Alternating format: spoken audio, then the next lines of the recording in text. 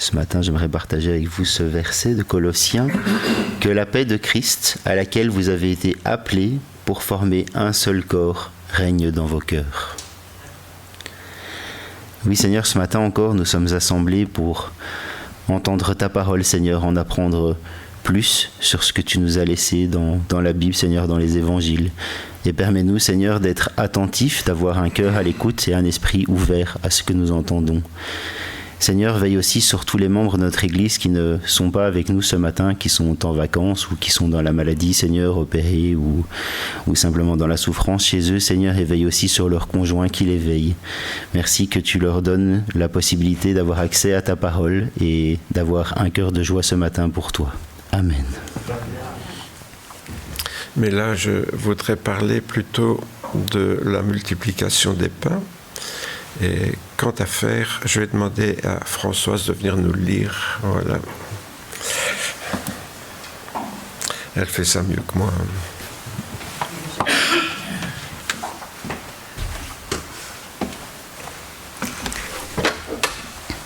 Ça va aller ? Oui, ça va. Jésus monta sur la montagne et là, il s'assit avec ses disciples. Jésus leva les yeux, vit qu'une foule nombreuse venait à lui et dit à Philippe : « Où achèterons-nous des pains pour que ces gens aient à manger ?» Il disait cela pour l'éprouver, car il savait ce qu'il allait faire. Philippe lui répondit : « Les pains qu'on aurait pour 200 deniers ne suffiraient pas pour que chacun en reçoive un peu. » Un de ses disciples, André, frère de Simon-Pierre, lui dit : « Il y a ici un jeune garçon qui a 5 pains d'orge et 2 poissons. Mais qu'est-ce que cela pour tant de personnes ?» Jésus dit : « Faites asseoir ces gens. » Il y avait à cet endroit beaucoup d'herbes. Ils s'assirent donc au nombre d'environ 5000 hommes. Jésus prit les pains, rendit grâce et les distribua à ceux qui étaient là. Il fit de même des poissons, autant qu'ils en voulurent. Lorsqu'ils furent rassasiés, il dit à ses disciples : « Ramassez les morceaux qui restent, afin que rien ne se perde. » Ils les ramassèrent donc, et ils remplirent 12 paniers avec les morceaux des 5 pains d'orge qui restaient chez ceux qui avaient mangé. Ces gens, à la vue du miracle que Jésus avait fait, disaient : « Vraiment, c'est lui le prophète qui vient dans le monde. » Jésus, sachant qu'ils allaient venir l'enlever pour le faire roi, se retira de nouveau sur la montagne, lui seul. Merci Françoise.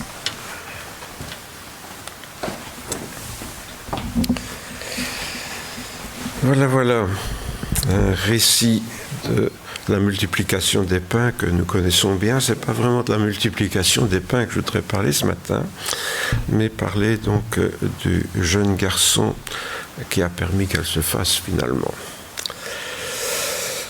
Alors souvent, on considère cette multiplication des pains, quand on n'est pas chrétien, comme une sorte de légende, en se disant, voilà, dans l'Évangile, il y a beaucoup de récits miraculeux, mais enfin, ça c'est les chrétiens qui ont ajouté ça par la suite, au cours de l'histoire.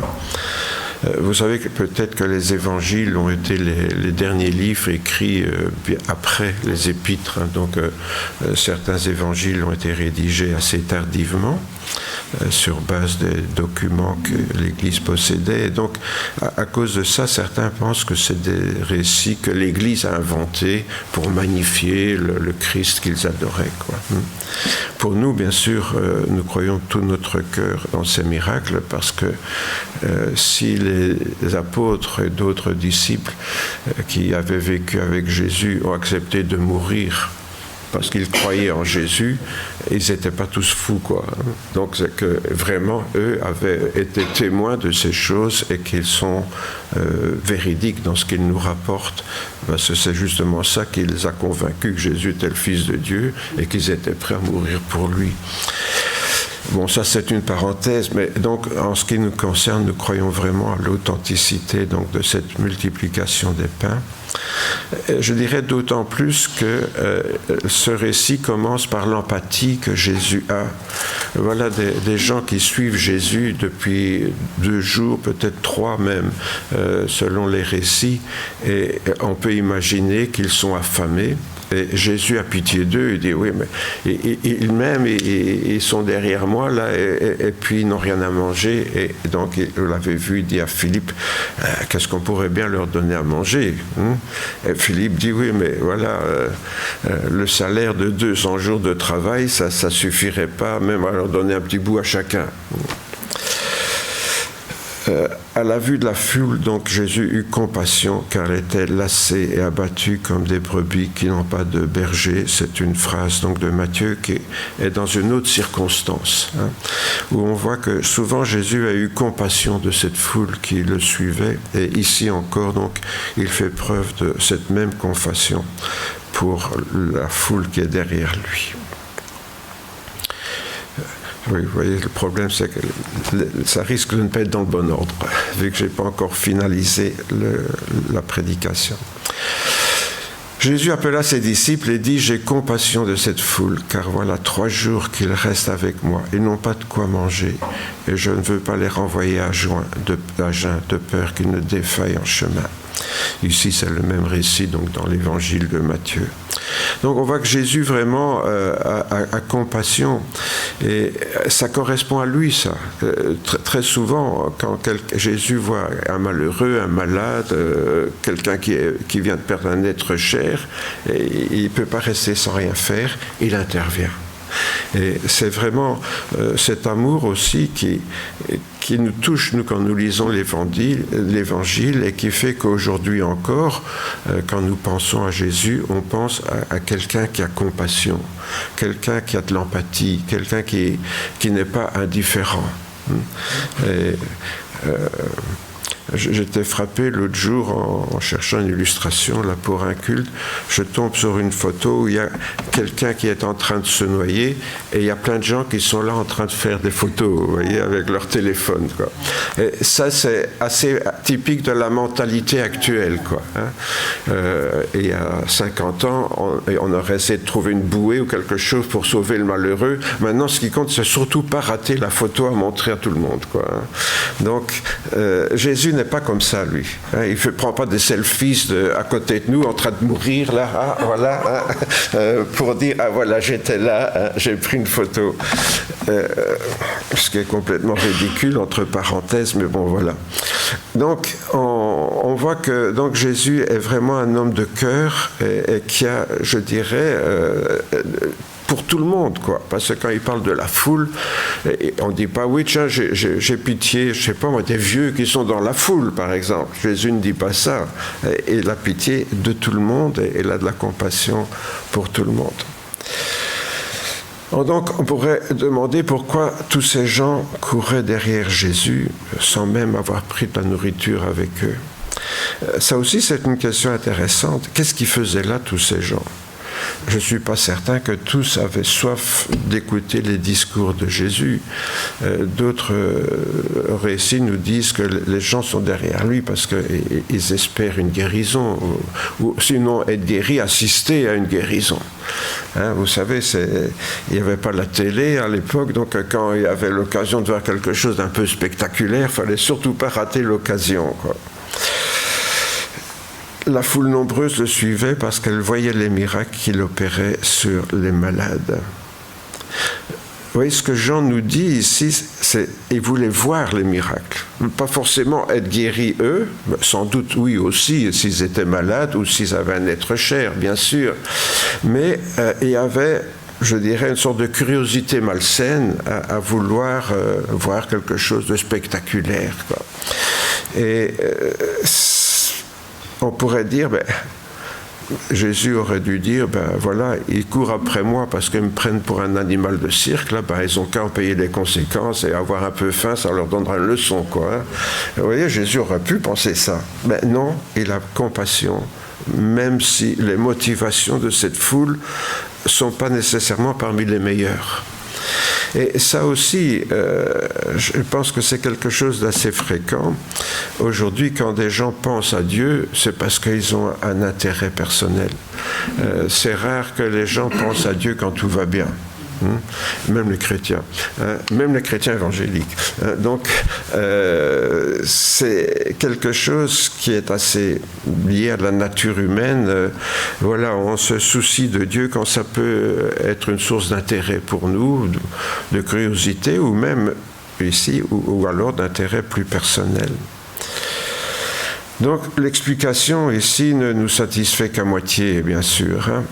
Étaient-ce tous des gens malades qui espéraient être guéris, ou tous des gens qui aspiraient à assister à quelque chose de spectaculaire, ou peut-être accompagner un malade? Il pouvait avoir des tas d'explications, comme je viens de dire. Mais le récit ne fait pas état de guérison miraculeuse. Donc il est probable que la majorité des gens étaient des curieux, tout simplement. Des gens qui se demandaient qui c'est cet homme qui paraît qu'il fait des miracles, et il enseigne, mais pas comme les autres, comme on est habitué d'entendre. La fin du récit laisse entendre qu'il se demandait si Jésus n'était pas le Messie promis par les prophètes. Vous remarquerez à la fin du récit, Jésus s'en va, parce qu'après le miracle qu'il vient de faire, Jésus se dit, ça y est, ils vont dire c'est lui le Messie, et vont vouloir m'élire roi. Or, c'est ce que Jésus ne veut pas, parce que lui, il n'est pas venu établir un royaume physique sur la terre, matériel. Il est venu établir un royaume spirituel dans les cœurs. Et donc, il est probable que les gens qui suivaient la foule, là, n'étaient pas seulement pour voir des miracles, mais aussi par curiosité, parce qu'ils se demandaient, c'est lui ou c'est pas lui le Messie ? Vous voyez, il faut s'imaginer un peu à l'époque, on entend quelqu'un qui apparaît, qui fait des miracles, qui a vraiment un charisme pour la parole, pour attirer les gens à lui. On se dit, c'est peut-être lui le Messie. Mais le Messie qu'ils attendaient, nous le savons, c'était un Messie, le successeur de David, un roi puissant qui allait bouter tous les ennemis d'Israël hors du pays, pour établir le nouvel Israël sur terre. Et donc, voilà ce que certains attendent aujourd'hui. D'ailleurs, les gens de l'époque de Jésus l'attendaient aussi. Donc, on peut penser que beaucoup étaient là parce qu'ils se doutaient que Jésus était le Messie, même si c'était dans le mauvais sens du terme.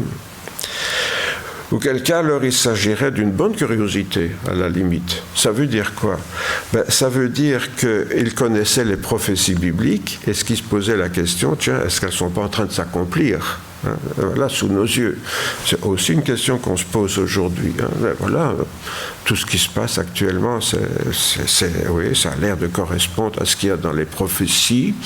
Est-ce que ça ne serait pas ça ? Vous voyez ? Donc on voit dans le fond que les Juifs de l'époque réagissaient un petit peu comme nous, on peut réagir aujourd'hui. Et de fait, la multiplication des pains donc semble avoir répondu à leur interrogation, puisqu'ils vont vouloir élire Jésus comme le roi. Ce qui n'était pas forcément la meilleure idée, mais ça partait d'une bonne volonté d'après la perception qu'ils avaient des Écritures saintes. Alors le temps, bien sûr, n'était pas encore venu pour Jésus, et Jésus, le récit se termine, là, Jésus s'éloigne seul dans la montagne, là. Mais aujourd'hui, j'aimerais m'arrêter plutôt au début du récit, celui qui a rendu la multiplication des pains et des poissons possible. Je veux donc parler, vous l'avez deviné, du petit garçon qui a donné son dîner à Jésus, là. Alors, ben oui, sans ces 5 pains d'orge et ces 2 poissons, Jésus n'aurait rien eu à multiplier. Donc, quelque part, on ne parle pas beaucoup, je trouve, de ce petit garçon, ou on en parle rapidement, alors que c'est un élément clé dans le récit. S'il n'avait pas été là et s'il n'avait pas proposé, tiens, oui, moi j'ai quelque chose, c'est peut-être pas beaucoup, mais enfin voilà, le peu que j'ai, je le donne à Jésus. Et je pensais à ça, je dis, mais supposons qu'André n'ait pas remarqué ce jeune garçon avec son dîner. Bon, c'était peut-être un neveu ou un de ses enfants, je ne sais pas. Après tout, pourquoi est-ce que justement André le remarque ?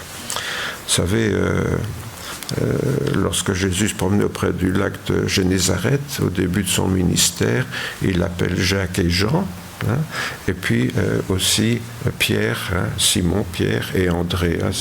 C'est les 4 disciples qui vont commencer le noyau des disciples proches du Seigneur qui vont être les apôtres par la suite.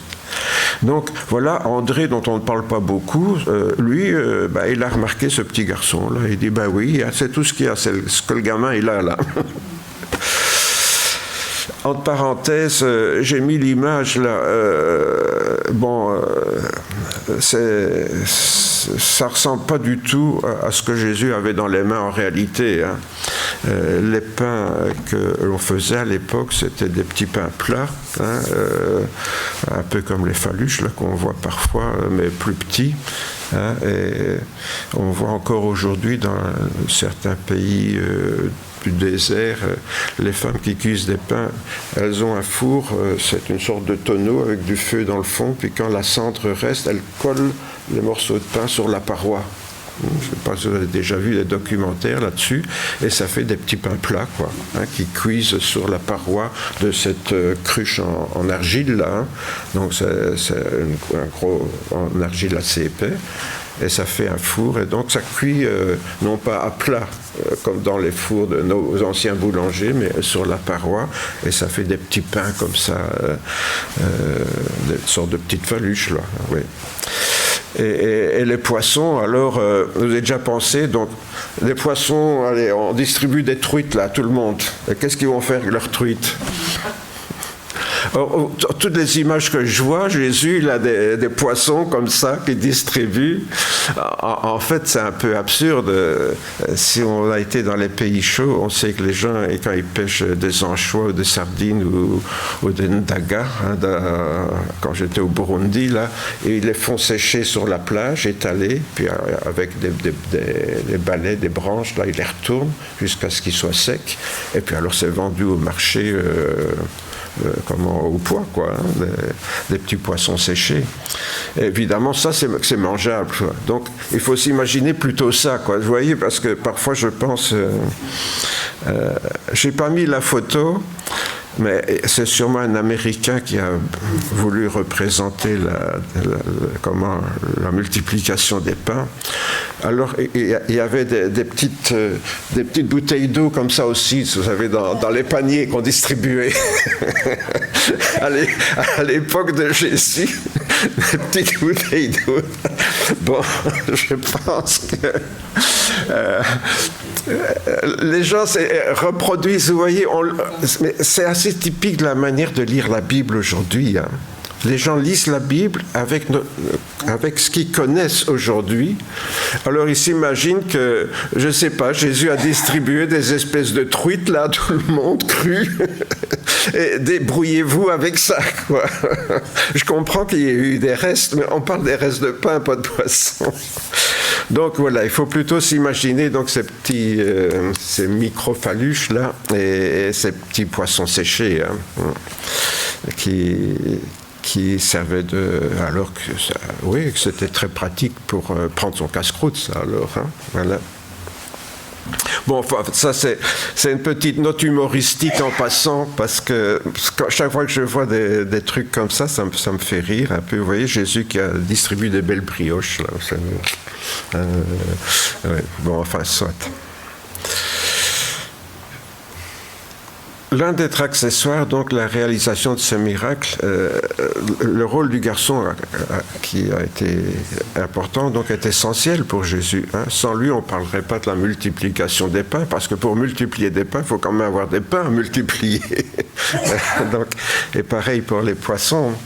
Donc, sans ce jeune garçon, donc, pas de multiplication des pains. Ça, c'est quand même intéressant. Alors, quelle merveilleuse réponse, je dis, à celles et ceux qui pensent être trop jeunes, comme ce garçon, ou trop faibles, ou trop vieux, ou trop malades, ou trop je ne sais pas quoi, pour servir le Seigneur. Je ne sais pas quel âge avait le garçon, le texte précise un jeune garçon, donc c'était peut-être un garçon qui avait 7-8 ans, quelque chose comme ça. Et donc, ce garçon-là joue un rôle clé dans un des plus grands miracles de Jésus. si c'est possible pour ce garçon, c'est possible pour chacun d'entre nous.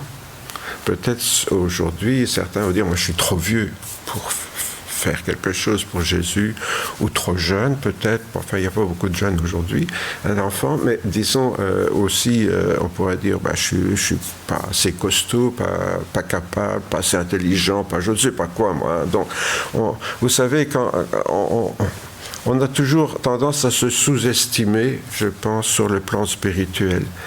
Si beaucoup ont tendance à se vanter sur le plan matériel, souvent sur le plan spirituel, c'est un domaine qu'on ne connaît pas trop bien, donc on préfère se mettre avec humilité sur le côté. Alors que n'importe qui ici nous montre ce miracle peut être utile au Seigneur d'une façon ou d'une autre. En réalité, savez-vous de qui Jean nous parle dans ce récit? Du plus jeune collaborateur que Jésus a eu dans son ministère. C'est intéressant ça, de se dire, oui, on parle toujours des disciples. Voilà, le plus jeune, il était là. On n'en parle jamais. C'est ce petit garçon-là, il a collaboré, vraiment collaboré, au miracle de Jésus, dans le sens plein du terme collaborateur. En l'occurrence, bien plus utile que les apôtres qui, eux, là, n'ont rien pu faire. Donc, eux, ils avaient les mains vides, rien à donner au Seigneur. Lui, il était petit, mais il avait quelque chose à offrir. Et ça, je trouve, c'est quelque chose qui devrait parler à notre cœur lorsque nous nous sentons trop faibles, ou peut-être indigne, ou je ne sais pas ce qu'on peut imaginer, mais qu'on ne se sent pas capable de pouvoir faire quelque chose pour le Seigneur. Au milieu de toute cette foule, donc imprévoyante, il était même le seul à avoir pensé emporter un casse-croûte avec lui. Ça aussi, c'est intéressant. Je trouve, voilà, toute une foule d'adultes, enfin, sans doute qui sont certains avec leurs enfants, je ne sais pas, mais puisqu'il y a au moins ce petit garçon-là, et lui, il a son casse-croûte avec lui. Alors, bon, un peu d'imagination. Sa maman, avant de partir, lui a dit « Mets pas bien ton écharpe », parce que là-bas, ça ne s'imposait pas vraiment, l'écharpe. Ni le passe-montagne, ni le blouson fourré. Ça, je ne pense pas que la maman songeait à ça, mais je pense plutôt à la maman qui a dit au petit bon, t'as pris quelque chose à manger avec toi, là. Allez, tiens, prends ça avec toi. Et elle lui a donné son casse-croûte, là, pour, je ne sais pas si c'est pour son 4 heures ou je ne sais pas quoi, mais voilà la maman qui était derrière. Et alors, donc c'est ça qu'il y a derrière. On voit finalement qu'il y a certainement une chaîne qui a conduit à ça. Vous voyez, ce garçon-là n'apparaît pas avec son casse-croûte par hasard. J'imagine qu'à cette époque, comme à notre époque, c'est souvent les mamans... Bon, les enfants, ils rentrent à la maison quand ils ont faim, ça oui. Quand ils ont faim, ils sont là. Mais quand ils n'ont pas faim, ils ne songent pas à prendre quelque chose avec eux. Mais les mamans y pensent. Donc peut-être que derrière ce miracle, il y a une femme. Il y a une femme derrière ce miracle qui a dit à son gamin, prends quelque chose avec toi, tiens, voilà. Autrement dit, des gens pour qui on n'avait pas forcément beaucoup de considération à l'époque de Jésus. Bon, aujourd'hui, c'est l'époque des enfants rois. Et les femmes ont compris qu'elles ne devaient pas se laisser faire. Elles se battent pour une certaine reconnaissance. Mais à l'époque, ce n'était pas encore le cas. Donc, on a derrière une série ou une chaîne de gens modestes qui ont permis à Jésus de faire ce miracle. Maintenant, à une heure où tout le monde commençait à avoir faim, le gamin, il aurait pu manger son casse-croûte dans un coin, sans rien dire à personne. Sinon, quelques adultes qui l'auraient regardé en bavant un peu, là. Mais bon, non, voilà, il vient l'apporter à Jésus. Et ça aussi, c'est beau. Pourquoi ? Parce qu'il y a un acte de confiance là. Jésus cherchait quelque chose à manger. Il s'est dit peut-être, si tout le monde ne peut pas manger, au moins Jésus il aura quelque chose à manger. Vous voyez ? Donc on peut penser que ce garçon-là, il a voulu quand même faire quelque chose pour Jésus. Et ce quelque chose qu'on fait pour Jésus, Jésus va s'en servir pour faire énormément de bien à beaucoup de personnes. Et c'est ça un peu le titre de mon message ici, c'est qu'on donne à Jésus, Jésus va pouvoir s'en servir pour faire beaucoup de choses. Jésus ne prend pas les choses pour dire « merci, c'est gentil d'avoir pensé à moi ». Peut-être qu'il lui a dit ça au gamin, on n'en sait rien, parce que les évangiles, c'est toujours des résumés, il n'y a pas les détails. Mais disons, ce qu'on apporte à Jésus, Jésus va pouvoir en faire quelque chose d'extraordinaire. Est-ce que peut-être, le gamin s'est dit, peut-être que Jésus, et au moins les apôtres, au moins eux, ils auront quelque chose. Quoi. Parce que, vous savez, quand il y a un problème, c'est souvent aux personnes importantes, aux personnages importants qu'on songe, plus qu'aux malheureux. Je ne sais pas si vous avez remarqué, c'est souvent comme ça. Au moins, le chef qu'il ait quelque chose, quoi. Hein, voilà. Je suis habitué, parce que tout le monde fait comme ça ici dans l'église. Le pasteur, il faut qu'il ait quelque chose. C'est pour ça que je suis bien nourri. Non, je plaisante, parce que je ne suis pas le chef, je suis votre frère. Hein. Mais disons, c'est souvent une réaction, quoi. Donc, quelle que soit la motivation du gamin, en tout cas, il a voulu que Jésus l'ait, et que Jésus peut-être mange tout seul ou partage avec ses copains, là, voilà. Et donc ce garçon ne s'est apparemment même pas posé de la question. Vous voyez, il s'est dit, Jésus en avait besoin, je lui donne, quoi. Hein. Et sa prévoyante maman, elle lui avait préparé quelque chose avec amour, ce quelque chose qu'il avait reçu des mains de sa maman, ça va passer de ses mains dans celles de Jésus. Il a été un modeste intermédiaire, là, quelque part, dont on dit simplement, André a repéré le petit garçon, voilà, point barre, c'est tout ce qu'on dit dans l'Évangile. D'ailleurs, si l'on veut bien l'admettre, ce n'est qu'une hypothèse, bien sûr, c'est surtout grâce à elle que toute cette histoire a commencé, quelque part, hein, si on remonte à l'origine de l'histoire. Mais enfin, ça, c'est peut-être un peu d'imagination. Hein. Alors, revenons à notre jeune collaborateur, là. Ce que Paul disait à Timothée à propos des jeunes collaborateurs, justement, Timothée était plus jeune, hein, c'était certainement, lorsqu'il a suivi Paul, un jeune homme, peut-être 17-18 ans, enfin, il n'était pas encore marié, donc en principe, les gens se mariaient assez jeunes à l'époque, donc il devait être quand même assez jeune. Que personne ne méprise ta jeunesse, disait Paul à Timothée, mais sois un modèle pour les fidèles, en parole, en conduite, en amour, en foi et en pureté. Sois un modèle pour les fidèles. Et qu'est-ce qu'un jeune peut donner pour les autres ? Je dis un jeune, mais j'avais étendu un petit peu l'idée peut-être aux vieillards, aux infirmes, aux malades, que sais-je moi. Hein. Ce que Paul considère comme le principal qu'on puisse donner quand on est faible ou insignifiant, c'est d'être un modèle en parole, en conduite, en amour, en foi, en pureté. Parce qu'un modèle, on peut l'être à n'importe quel âge. La preuve, ce petit garçon, pour nous, est un modèle. Hein. Donc, il n'y a pas besoin d'être âgé pour être un modèle. Donc, un modèle, on peut l'être n'importe quand, dans n'importe quel état. On peut l'être sur son lit de mort. Vous savez, et il y a des gens, quand ils quittent cette terre, et ils la quittent avec sérénité, avec confiance, en disant, voilà, moi je sais où je vais, etc., qui sont des modèles pour ceux qui restent. Comme il y a des soi-disant chrétiens ou croyants, qui quittent ce monde dans la terreur et dans les angoisses pas possibles, au point qu'on se demande, est-ce qu'un jour ils ont vraiment rencontré le Seigneur ? Oui. Donc, être un modèle à n'importe quel âge, on peut l'être quand on est adolescent, on peut l'être quand on est jeune, quand on est mature, on peut l'être à n'importe quel âge.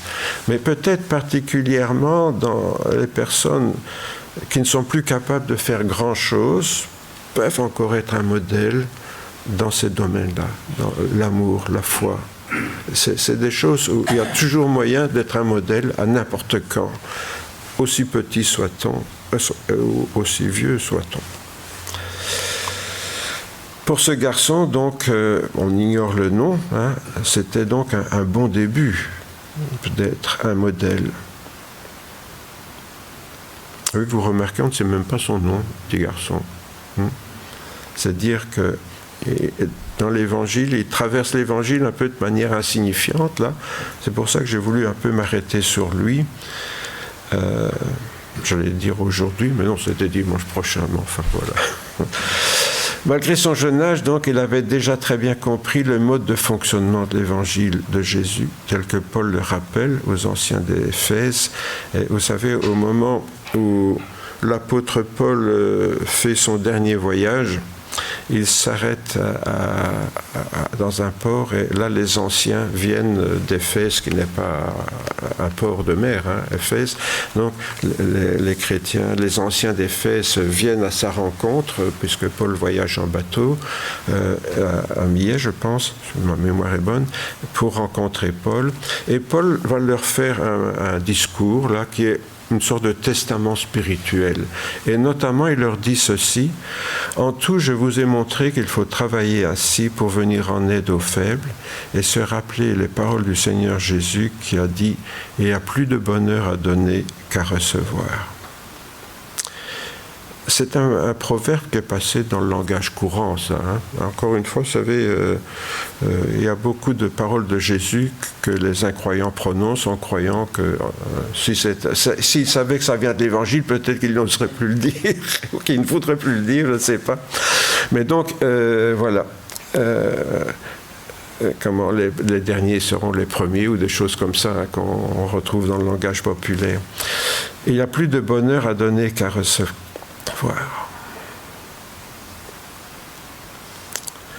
Je pense, nous tous qui avons eu des enfants, on comprend ce verset, là, parce qu'on sait que on se faisait une fête à l'avance de ce qu'on allait donner à notre enfant qui le rendrait heureux, quoi. Donc, bon, l'enfant, sur le coup, il est content, bien sûr, hein, et puis on est content de le voir content, mais on est déjà content à l'avance parce qu'on anticipe ça. Et c'est vrai que ce proverbe est authentique, cette parole qui est devenue un proverbe. Il n'y a plus de bonheur à donner. Mais en fait, c'est lié à quoi, ça? C'est lié à l'amour qu'on a pour la personne, ou à l'estime qu'on a pour la personne. Hein, on a fait un gros effort pour acheter un beau cadeau, parce que souvent, je ne sais pas si vous avez remarqué, plus les gens sont riches, plus on fait des gros cadeaux, quoi. Voilà, ça c'est un peu comme ça, quoi. Et donc, on estime toujours que la personne va quand même l'apprécier, quoi. Et donc, voilà, on anticipe, on le vit sur le moment, et on le vit après, ce bonheur d'avoir pu faire un cadeau qui fait plaisir ou qui honore la personne. Autrement dit, la véritable spiritualité, ça ne dépend pas seulement d'une bonne doctrine, mais elle consiste surtout à la mettre en pratique. Donner, là on passe dans la pratique, là. On peut connaître ce verset, mais si on ne le met pas en pratique, on ne connaîtra pas ce bonheur-là. Le bonheur, il est lié à la pratique. Vous voyez ? Et c'est ça qui est intéressant avec les paroles de Jésus, c'est qu'elles ne prennent sens que quand on les met en pratique. On peut les connaître en théorie, on peut le répéter, oui, ça, il n'y a plus de bonheur à donner qu'à recevoir, voilà.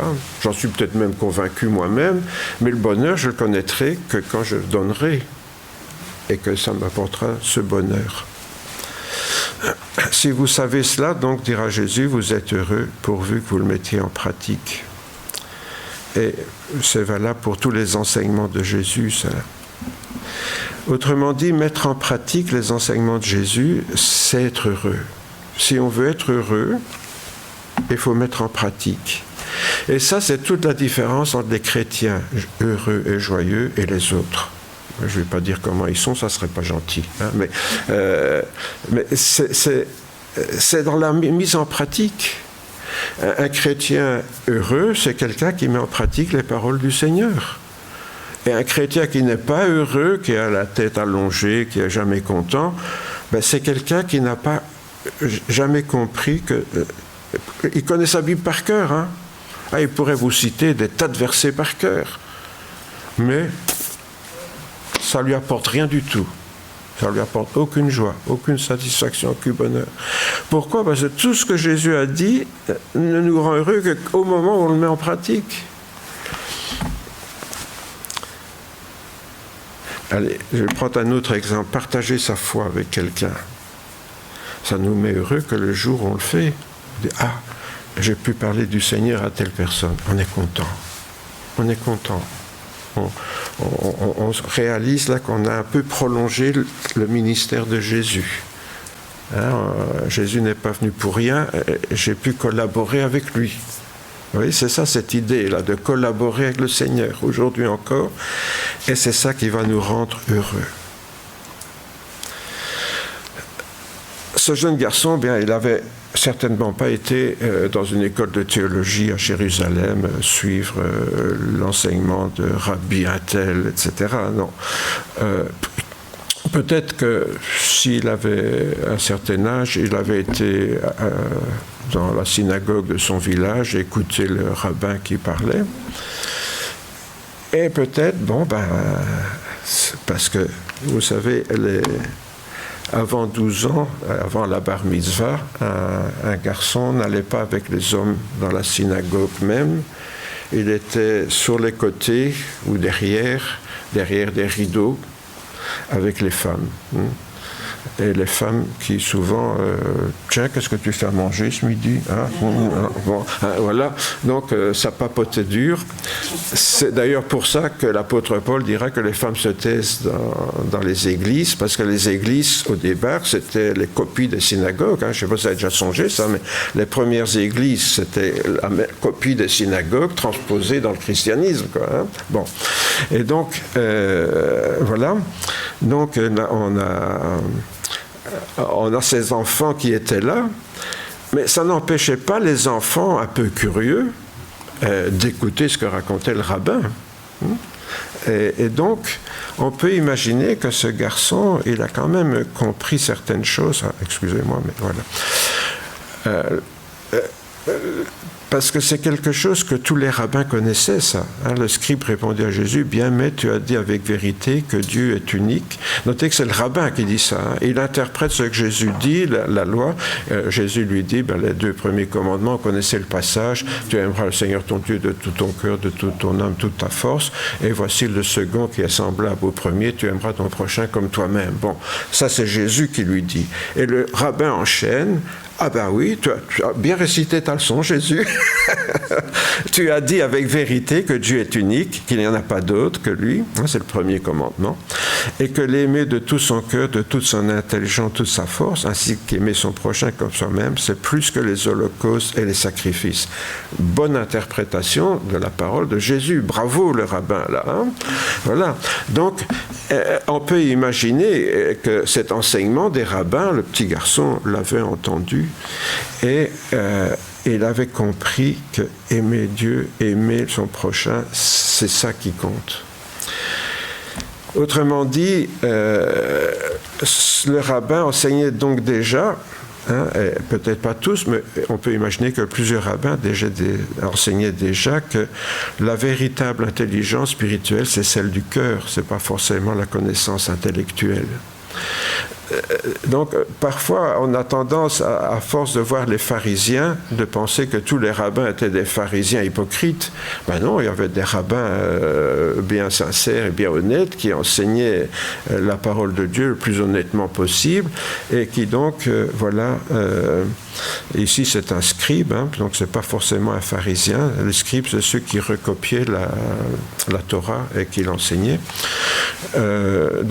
Et on a ici un rabbin qui a bien compris le sens spirituel de l'Ancien Testament, hein, enfin en tout cas de certaines paroles de l'Ancien Testament. Et donc, on peut sans doute penser que ce jeune garçon avait compris ça. L'intelligence spirituelle, c'est celle du cœur. Combien d'entre nous avons compris ça ? La véritable intelligence spirituelle, c'est pas de connaître les versets de la Bible par cœur, c'est d'avoir compris que le plus grand commandement, c'est l'amour, et de le mettre en pratique. C'est ça, l'intelligence spirituelle. Quand on a compris ça, on a tout compris. Parce que quand on aime, on ne commet plus de péché, on fait de mal à personne. On ne fait pas de mal à l'égard de Dieu, on ne fait pas de mal à l'égard du prochain, on ne fait pas de mal à l'égard de soi-même. Et on a le respect de Dieu, le respect de notre prochain, respect de soi. Donc, quand on a vraiment cette intelligence du cœur, on n'a pas trop besoin de connaître toute la loi parce qu'on va la mettre en pratique sans y penser. Ça va devenir automatique, en quelque sorte. Et donc, ce jeune garçon-là avait déjà cette intelligence du cœur. Est-ce qu'on peut avoir 7 ou 8 ans et être plus spirituel qu'un grand théologien ? Ben oui. Parce que la vraie intelligence spirituelle, c'est celle du cœur, justement. Et ça, souvent, on se croit, ben oui, moi je connais pas bien ma Bible, je connais pas bien, je saurais pas l'enseigner, je sais pas expliquer aux gens comme le ferait peut-être un pasteur ou je sais pas qui, donc on se croit incapable. Mais si on a cette intelligence du cœur, alors on entre dans ce que Paul disait à Timothée, on peut être un bon exemple, on peut être un modèle. Parce que ça, c'est un langage universel, l'intelligence du cœur. Tout le monde connaît, tout le monde reconnaît ça, et tout le monde admire ça. Quelle que soit la religion, quelle que soit, qu'on soit athée ou pas, quand quelqu'un manifeste cette intelligence du cœur, ça, on l'accepte. Il n'y a pas besoin de parler de Jésus pour aimer les gens. Voilà. Il n'y a pas besoin de dire non plus, je le fais au nom de Jésus. C'est pas me rendre service sans mettre Jésus dans la sauce, là. Hein? Bon. Et il y a des chrétiens qui croient que être chrétien, c'est de tout faire au nom de Jésus, surtout de le dire. Hein? Oui, voilà, moi je fais ça au nom de Jésus. On s'en fout que c'est au nom de Jésus, du moment qu'on fait le bien. Vous voyez? Donc, cette intelligence du cœur, ce jeune garçon l'avait. Et en cela, ce matin, il nous donne une leçon à tous, à moi le premier. Pourquoi ? Parce que c'est pas être intellectuel qui compte, c'est d'avoir cet amour. Et lui, il avait cet amour. Jésus, Jésus, il a faim, il est comme nous, je vais lui donner mon 10 heures, enfin je sais pas quoi, mon casse-croûte. Voilà, oui. Quelle est la particularité de cette intelligence du cœur ? Je dirais la réponse est dans le récit. Ici, c'est qu'en pratique, seule cette véritable intelligence est utile à Jésus pour réaliser de grandes choses. Si ce jeune garçon n'avait pas eu cette spontanéité dans le cœur, Jésus en a besoin, je vais lui donner. S'il n'avait pas eu cette intelligence du cœur, Jésus n'aurait rien pu faire. Autrement dit, Jésus, on peut lui être utile quand on manifeste cette intelligence du cœur, parce que ça, il va pouvoir le multiplier. Supposez, je prends un exemple comme ça, supposez que par amour, vous fassiez quelque chose de bien pour quelqu'un, je ne sais pas, un voisin qui n'est pas chrétien ou n'importe qui, vous faites quelque chose de bien qui va lui faire plaisir et lui rendre vraiment service. Qu'est-ce qu'il va penser, cette personne ? On peut dire ce qu'on veut des chrétiens, mais quand même, ils sont bien. voilà, autrement dit, vous donnez une porte d'entrée à Jésus pour parler à cette personne. Pourtant, vous n'avez pas parlé de Jésus. Mais en faisant quelque chose de bien, vous donnez une porte d'entrée à Jésus dans le cœur de cette personne. Vous voyez ? Et donc, c'est ça, cette intelligence du cœur, c'est quelque chose que Jésus va pouvoir utiliser dans n'importe quelle circonstance. Et je reviens à ça, donc cette multiplication des pains et des poissons, ben, c'est ce garçon, finalement, qui l'a rendu possible. Et c'est pas chaque fois la même chose pour nous. Chaque fois que nous faisons quelque chose avec l'intelligence du cœur, Jésus va pouvoir l'utiliser, ça. Mais ce qu'on fait avec notre intellect, souvent c'est les grandes discussions théologiques qui dégoûtent les incroyants de la foi. Être chrétien, c'est bien compliqué.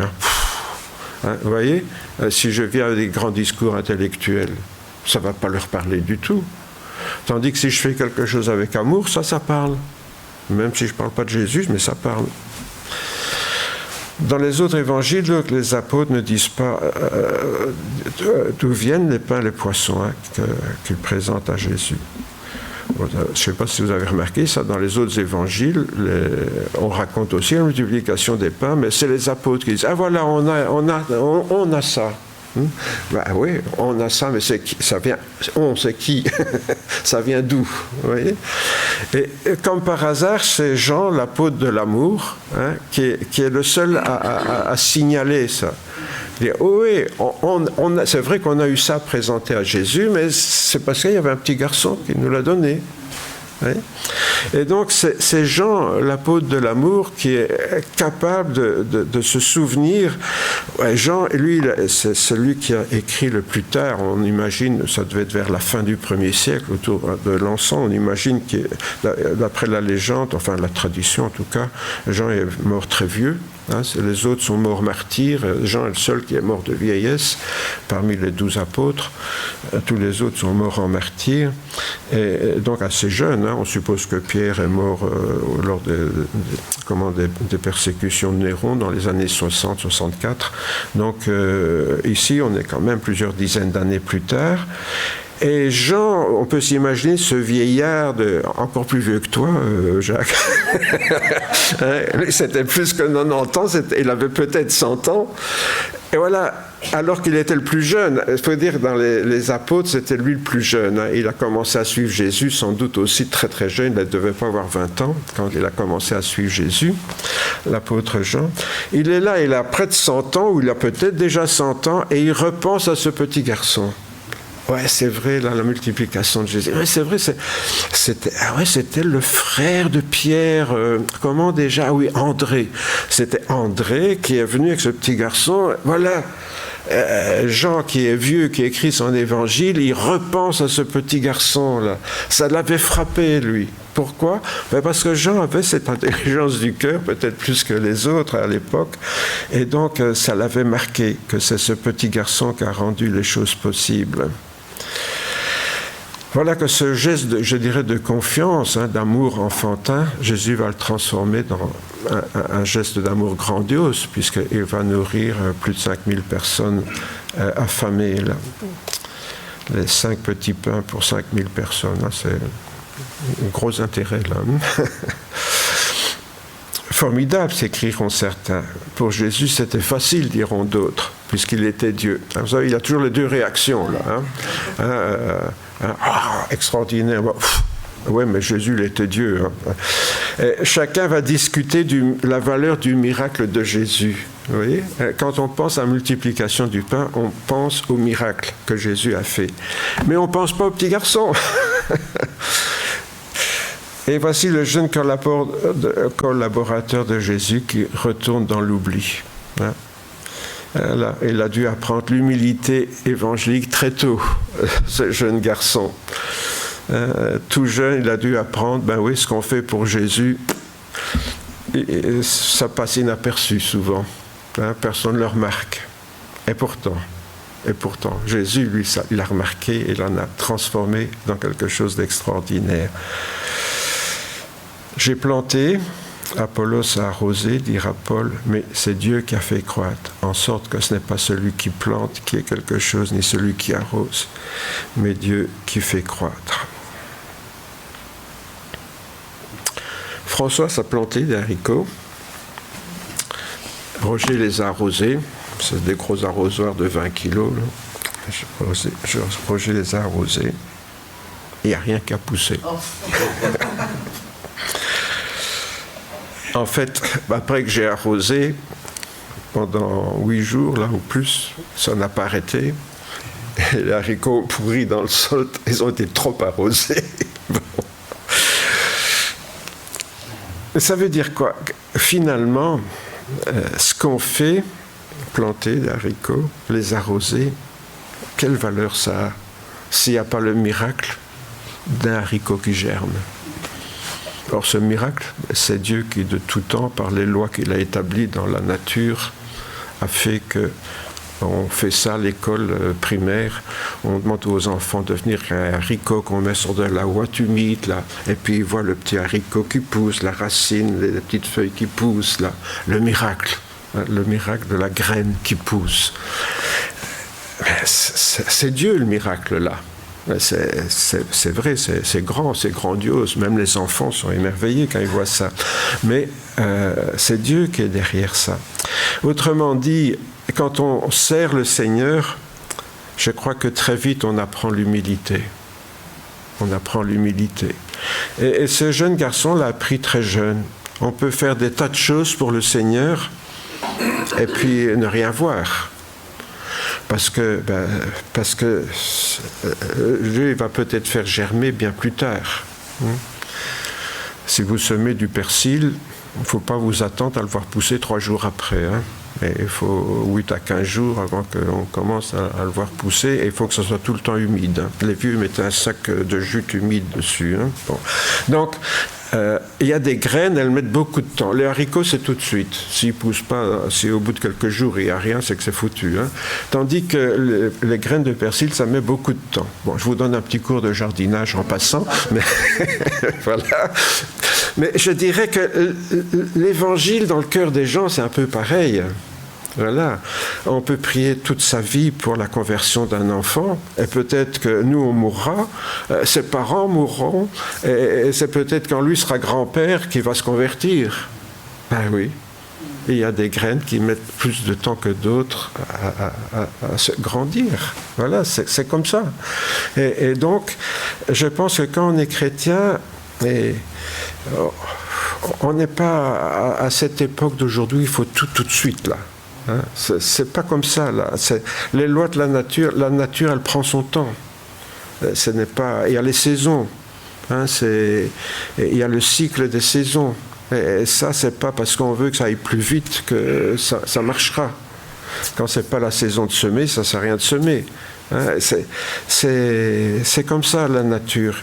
Et l'être humain, il fait partie de cette nature. Il fonctionne à un certain rythme. Et donc, il faut apprendre la patience. De se dire, oui, parfois, le Seigneur utilise tout de suite ce qu'on a fait, comme ici, avec ce garçon-là. C'est immédiat, il donne les pains. Quelques minutes après, paf, c'est parti.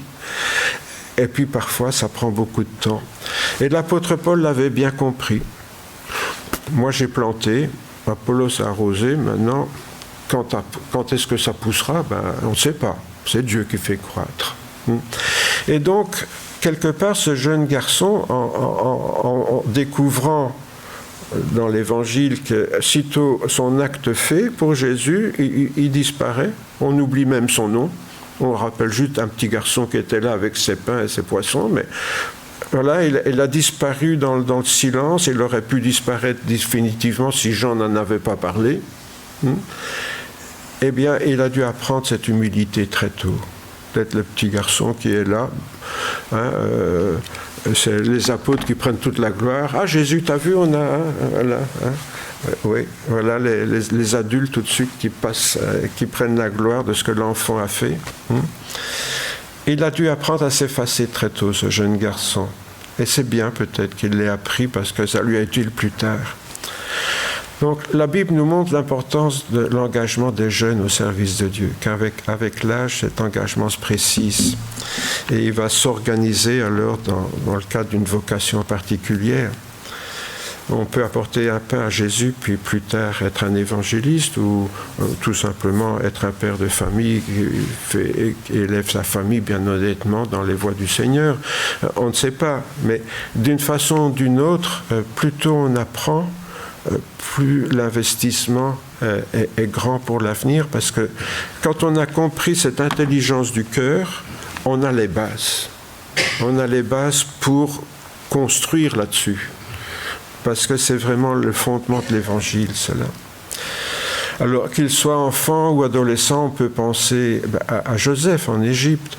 Je songe là, il y en a, c'était des grands adolescents, mais Joseph en Égypte, le prophète Samuel, tout petit, à 3-4 ans, on l'amène, la servante de Naaman qui dit à son maître, tu sais, en Israël, il y a un prophète qui, etc., alors qu'elle est esclave là, des ennemis, d'un général syrien, un général lépreux, le roi David, qui, tout enfant, est appelé déjà à jouer de la musique pour le roi Saül, bon, c'était dangereux d'ailleurs, le roi Josias, tout gamin, enfant, on le sauve pour le protéger de la reine qui veut le tuer, et puis il va être élevé par un prêtre et devenir le roi d'une grande réforme spirituelle en Israël, le roi réformateur. À Daniel, le prophète de l'exil, à Jean-Baptiste, le précurseur, dès le sein maternel, et il se trémousse dans le ventre de sa maman quand il entend Marie qui vient parler à sa mère. Et Jésus, bien sûr. Jésus, le Messie d'Israël. On peut penser à Jean, le disciple bien-aimé, qui très jeune s'est engagé avec lui, à Timothée, le disciple de Paul. Enfin, vous voyez, j'ai dit... parce que j'ai sauté Marie, vous voyez, encore une fois, toujours les hommes, on met les femmes de côté. Marie, bien sûr, quand elle a été engagée, j'allais dire, au service de Dieu par l'ange Gabriel, elle était une adolescente, elle devait avoir 15-16 ans, 17 ans grand maximum. Donc, on peut penser à toutes ces personnes, j'ai parlé de la petite servante aussi, on peut penser à toutes ces personnes, hommes et femmes, qui très tôt ont été appelés à servir le Seigneur et qui ont eu un rôle important dans leur vie par la suite. Pourquoi ? Parce que c'est un engagement jeune, mais par la suite, ça se développe. Si je prends le roi Josias, il était au berceau quand on l'a sauvé pour devenir roi d'Israël. Il a été élevé par un prêtre et il est devenu ce grand roi réformateur du peuple de Dieu. Donc ces exemples nous montrent que l'on n'est jamais trop jeune pour orienter sa vie dans la pensée de Dieu. Pourquoi ? Parce que quand on prend une bonne orientation, c'est dès le départ, on part sur la bonne voie, disons. Alors personnellement, j'aime bien imaginer que plus tard, ce jeune garçon a continué à servir Jésus et qu'il a porté de nombreux fruits dans le ministère qui lui a été confié. Maintenant, je ne sais pas quoi, mais j'imagine que c'est quelque chose qui a marqué ce garçon et il a compris l'importance de s'engager très jeune pour le Seigneur. Heureux ce serviteur que son maître à son arrivée trouvera faisant ainsi. Parce qu'en fait, c'est ça qui compte le jour où le Seigneur reviendra, c'est qu'on soit engagé dans la tâche qu'il nous a donnée. Je ne sais pas, ça peut être très différent pour chacun, mais le Seigneur, lorsqu'il reviendra, nous dira bienheureux s'il nous trouve en train de faire ce qu'il nous a confié. Le maître lui dira, c'est bien, bon, fidèle serviteur, tu as été fidèle en peu de choses, je te confierai beaucoup, entre dans la joie de ton maître.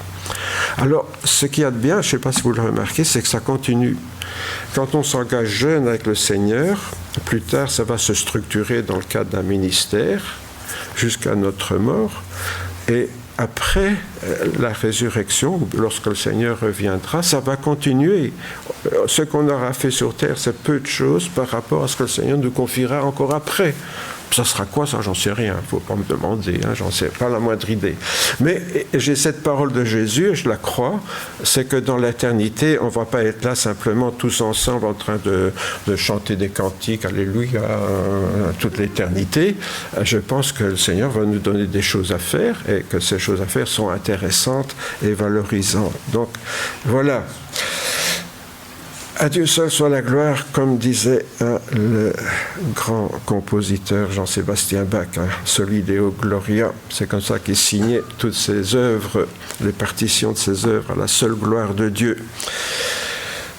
Que ce soit aussi notre ambition, comme l'apôtre Paul. On fait des choses, mais si Dieu n'est pas derrière, à quoi ça sert? C'est lui qui fait croître. Mais faisons, parce que si on ne fait rien, il n'aura rien à faire croître. Ayons cette mentalité de ce jeune garçon, faisons ce que le Seigneur nous met sur le cœur. C'est important ce que je dis sur le cœur, parce que c'est l'intelligence du cœur. Et avec ça, le Seigneur va pouvoir faire des grandes choses. Quoi? Je ne sais pas. Ça, c'est le travail du Seigneur. Quand? Comment? Mais le Seigneur fera quelque chose avec ça. Je vous invite à prier. Oui, Seigneur Jésus, nous voulons te remercier parce que quoi que nous soyons, qui que nous soyons, Seigneur, aussi faibles soyons-nous à cause du jeune âge ou à cause du grand âge, que sais-je, de la maladie ou que sais-je encore, Seigneur, aussi faibles que nous puissions nous sentir devant toi, tu as des possibilités immenses, Seigneur, à partir du peu qu'on peut faire, Seigneur. Oui, ce jeune garçon n'avait pas grand-chose, quelques petits pains, quelques petits poissons séchés là, à te donner. Et avec ça, Seigneur, tu as nourri plus de 5000 personnes. Seigneur, comme c'est beau ce geste de cet enfant, mais c'est beau aussi le miracle que tu as fait, Seigneur. Mais sans minimiser ton miracle, Seigneur, nous voulons penser à ce jeune homme parce qu'il est un modèle pour nous. Et Seigneur, c'est ce que tu dis à Timothée aussi, sois un modèle pour tout le monde, en foi, en amour, en charité, vraiment, Seigneur. Et cette intelligence du cœur, te demandons de l'avoir vraiment. Une intelligence où on est ouvert aux autres, disponible, Seigneur, pour faire même des petites choses pour les autres, en sachant, Seigneur, que de ces petites choses, tu peux faire de grandes choses. Seigneur, si à cause d'une parole gentille, d'un acte gentil, tu peux amener quelqu'un à la croix, Seigneur, c'est le plus grand des miracles, plus grand encore, Seigneur, que la multiplication des pains. Et pourtant, Seigneur, c'est ce que tu nous invites à faire, notamment, Seigneur, en tant qu'enfant de Dieu. C'est pourquoi, Seigneur, ce matin, te demandons vraiment d'avoir, oui, cette intelligence du cœur comme cet enfant avait. Et nous te remercions aussi ce matin parce que tu nous donnes ce modèle de ce petit garçon inconnu. Nous n'avons pas son nom, Seigneur, mais tu l'as béni, Seigneur. Et tu l'as béni au travers de ce que tu as fait, de ce petit cadeau, de ce petit don qu'il t'a fait ce jour-là. Oui, Seigneur, merci parce que de ce que nous faisons pour toi, tu peux faire de grands miracles. Et cela, Seigneur, nous voulons t'en rendre toute la gloire ce matin.